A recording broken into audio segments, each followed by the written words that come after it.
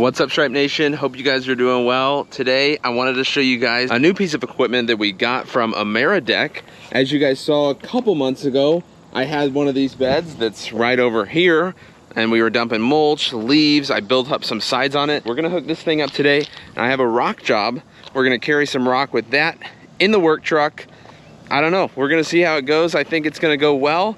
One of our commercial properties that we've been maintaining this year. So the hardest part about this, hooking up these beds with the old work truck, is I don't have a camera or anything, so I basically just have to line it up somehow.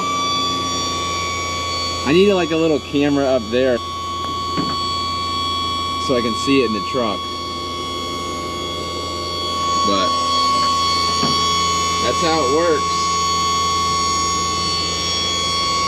And then we'll come all the way down.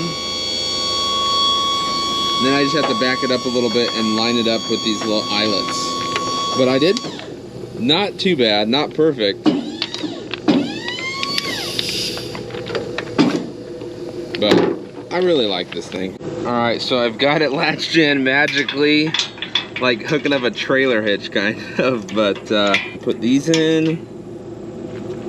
There's two of them, holding that arm onto the bed. Now let's pull her up.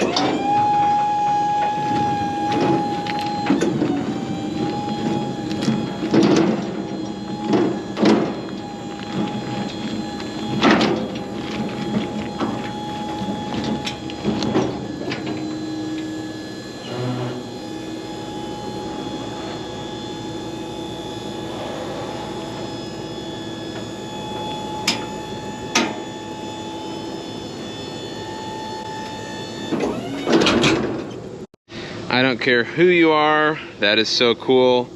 Once again, this is the dump deck by AMD. So you guys can use the link down in the description if you want to check these out, get some pricing. They've extended the bed here, so now it's a super nice big bed that lines up evenly, so you can hold a lot more materials in here.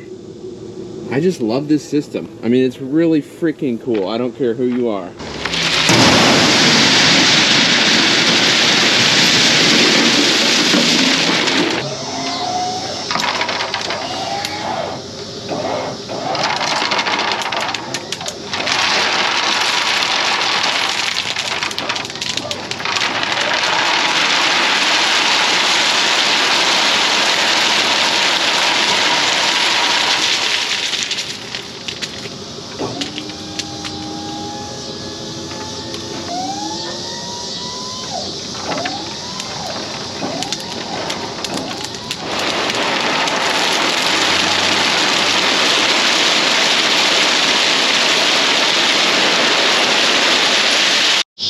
So I got 2-inch this time, and as you can see, water is coming here and just washing all of this little 1-inch rock. So hopefully this 2-inch, I'm gonna spread it all throughout here where it's made this little river, and it's washing out into their parking lot, pooling up water.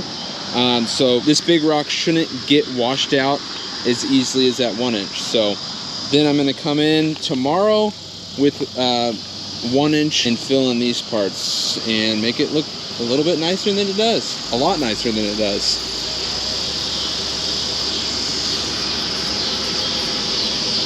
I dumped most of the rock straight from the dump bed, but little areas that needed filled in, I just use a 5-gallon bucket instead of a wheelbarrow. Oh, we're kind of refilling this bed at a commercial property. Luckily, it's right near the parking lot, so I can just dump it straight from the truck, then just shovel and spread it around. But that makes it super simple. I don't have to run a dingo or wheelbarrows or anything like that. I can just dump straight from the dump bed, which is super freaking cool. No matter how many times I see it, watch it, use it, it's still like one of the coolest things in the world. I don't know. Maybe if you guys have worked with like bigger equipment, dump trailers and all that, it might not be that crazy, but I have for literally 10 years of my life. I mean, dude, you gotta think, I did mulch and stuff before I had an open trailer. So I have dumped hundreds of yards into the back of a truck bed and scooped it out. I have hundreds, maybe 1,000 yards I have scooped out of my open trailer. Okay? because it doesn't have any fancy dump bed. So for me to be able to dump this and flip in 1 minute is crazy. If you can afford it, I would always suggest a dump bed. Like a dump trailer, a dump bed. Because it really is like, I'm like, why am I breaking my back, wasting so much time scooping mulch out of a trailer? I have scooped, if you go back to the video last year, where I did edging, crazy edging in rock. So it was like 6 to 8 inch cobble as a border all around the house, which was a ton, literally tons of rock. I guess when you're talking about rock, it was way more than a ton, okay? But, and then it was like 2 to 4 inch rock in the middle of the beds, like filling the beds. All of that. We had some of it dumped, but then the remaining few tons were in the back of the work truck before I had the dump bed, okay? Just scooping rock out of a freaking bed. It was miserable. My gosh, I mean, then you're in a week and a half of pain. It's just like, dude, just fork up the money up front and that thing will be usable. I've had my open trailer for, I don't know, 9 years, and it still just works. Like, I don't know, man. You gotta flip your mind about the way you look at equipment and investing in equipment. Because this isn't stuff that just dies. You don't just spend the money and then it just dies and never makes you money. You spend the money and this stuff shows up and works and pays you for a very, very, very, very, very long time. Like, I don't know, do the math on 9 or 10 years of a trailer that cost me $2,000. I mean, it cost me no money. Okay? Now, of course, things that get more expensive, but like, if you can stretch things out to last you 10 years, like, man, the monthly, the daily costs of these things are minimal. Like, go back, here's another video to go watch. Last year, I ran the numbers with LMN on renting or buying a dingo. Go back and watch that video. I'll leave it down below or something, but, or a card. I don't know. I'm not that fancy with YouTube, right? But I will leave it somewhere. But go watch that video because I literally tell you, like, I ran different situations. Like, if you use a dingo, 20 times, 20 days, you can bill out that dingo 20 days a year. Was that right? No. I think the break-even point was 30 days a year. Go back and watch the video. I don't remember exactly how many days, but if you would bill out a dingo more than 30 days a year, then it's cheaper. It makes more sense to buy the dingo. And the thing about running the numbers, so that's like the real life, that should make your decision right there. But if you have a dingo, you will use it more often, okay? Saving labor, and you can bill out that dingo on the jobs. Like, it's something I never thought about before I used LMN, before I went through Element's programs and I watched the webinars and I've talked to Mark Bradley. Here's something you don't understand with like, you should be accounting, like how you should estimate yards. You need to be accounting for your mowers, your trimmer line, your oil, your truck, your trailer. You are billing out that equipment. People don't think of lawn care like that. You're billing out because the wear and tear is happening day in and day out on these customers' lawns.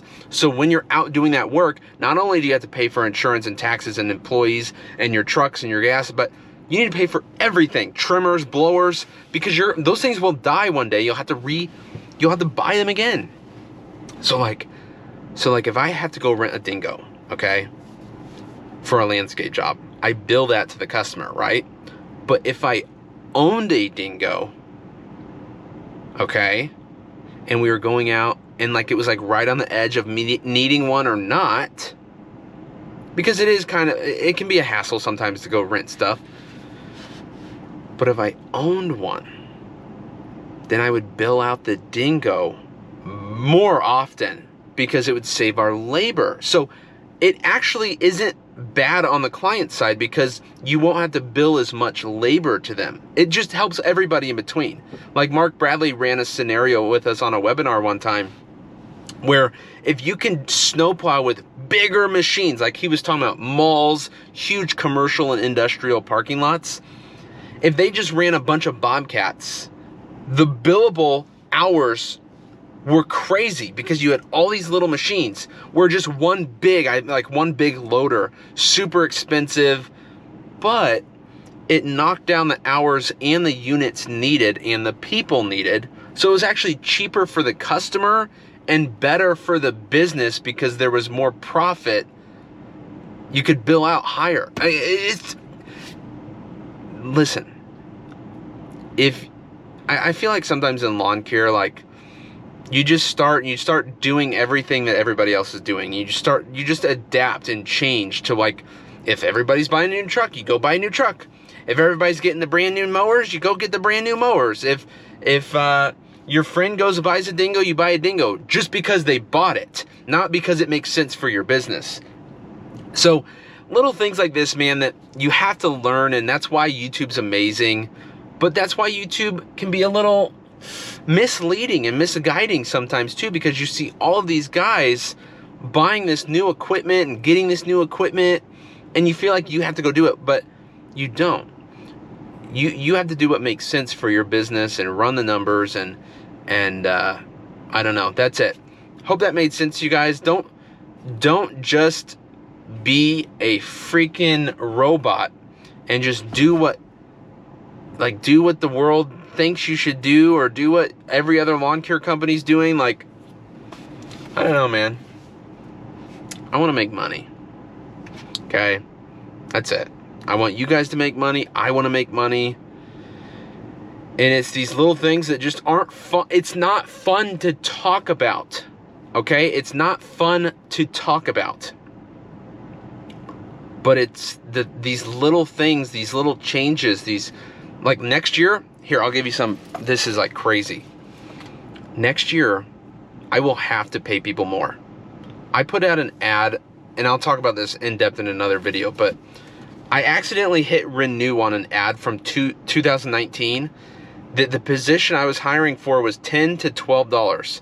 It said renew. I was trying to get the caption. I was going to copy and paste the caption that I had written. I hit renew, and it pushed it out to my Facebook page.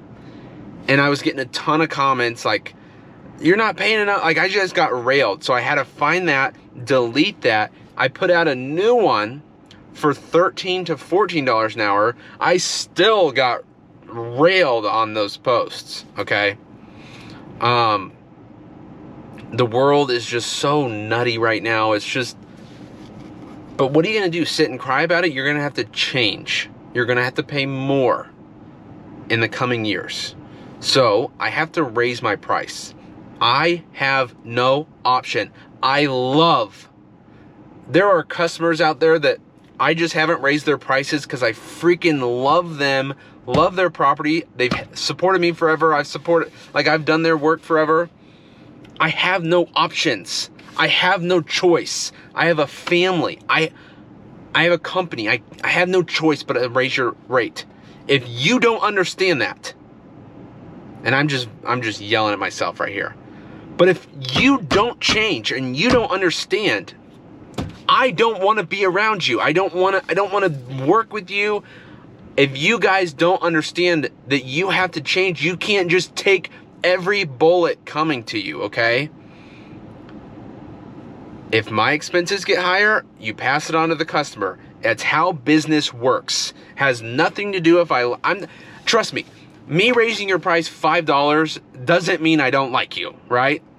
It means I want to continue servicing your yard, taking care of it, and finding great people to take care of your property. And that's what I have to do. Like, your grocery bill raised because everybody that they bought food from, their expenses went up, so they passed it on to you. That's how business works. Your business, no matter how big or small it is no different than every other business in the world. If your expenses go up, you have to charge more. Okay? So next year, on average, so the way I'm calculating it, and this is like too much information in one part, and I'm sorry about that, but this gets me fired up because this is what I'm actually doing right now. So not only do I have to account for inflation, but I have to account for the higher labor. So so here's how I'm calculating it. Prices will go up about, let's just round it up, like 9 or 10%, right? This year. That's inflation, okay? I think it was 3.8% just in quarter 2, or quarter 3, I don't know, whatever it was. I think that might have been the projected for quarter 3, I can't remember. Times that by 4, that's your year, what it's gonna go up in the year. So let's say 10%. So you have to raise your prices 10%. You have no choice. Or let's say you made $15 profit, $20 profit on each yard, whatever your magical number is, you're gonna make $10 now. Okay, you took the pay cut. Nobody else did. And that's not right. Your business is gonna fail like eventually, right? So at least 10%. And then I have to calculate how long it takes for each property, and then what my new labor rate will be for that to get that property done. And the difference I'm gonna have to charge on top of that. So my prices are gonna have to go up like probably 15%. I don't know how it's gonna go. 15, 20%, I don't know, whatever the number is, but there's customers that I don't raise their prices on. Like if it's super easy property and there was no reason, like we're in and out, I didn't raise their rates. But across the board, man, it just, around here, the pretty decent price of like $40 to $45 for my average property, no fence, no nothing, was pretty high. Like that was the high, that was the elite price, right? That 45 is gonna go to like 50 something. And that $40 lawn is gonna go to 47, 48, 40, 50. I don't know, whatever that is, but like, it's gonna be a shock. But like, if it's just me doing it and all the other landscapers in the world are taking this crazy pay cut, it'll be a little difficult. But like, again, a truly good customer doesn't want you to fail, doesn't want your business to fail. So like, why would you not want to keep making the money you're making? So we're gonna have to team together to say, like, the landscaper isn't the one that just get the one business or industry in the world that just gets crapped on from all of this. Like, we're business people, we're business owners. We got to raise the prices if our expenses go up. That's how it is. So hope you guys enjoyed the video. Have a great rest of your day. We'll see you in the next one. Peace.